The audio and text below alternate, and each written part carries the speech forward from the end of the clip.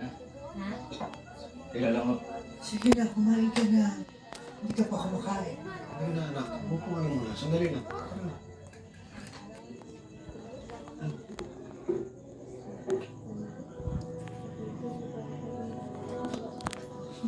Picture, biya ka. Meron mo. Kasi picture na namin na. Kasi naman natin. Ano ba talaga nangyari kay Kamil? Ay, hindi ko din ko alam eh. Nasa trabaho po ako nung tumawag yung hospital.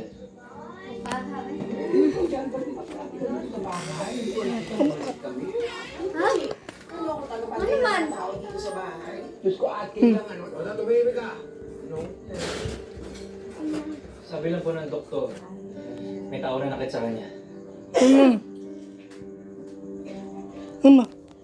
Sino yung hayop na gumawa kay Kamil yun? Hayop talaga yung gumawa sa kanya tayo. Eh, baka naman ang kursunadad ng mga loko-loko na pagtripan. Na, nangyayari ka ganito. Sila mo ano. Huwag ka mga lalala, anak.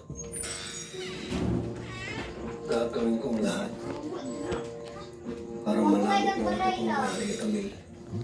Ha? Papagay. Sabunod lagi. Ay.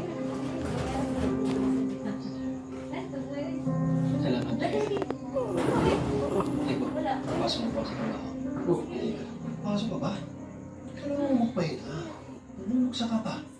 Sige na. Eh, maintindihan naman ang boss mo yan. Tay, Ay, hindi. kailangan ko lunurin yung sarili ko sa trabaho ko eh. Para Okay na. mawala sa isip ko lahat ng to. Wala yun. Sorry ka. Wala, uy. Sige, easy ka lang, ha?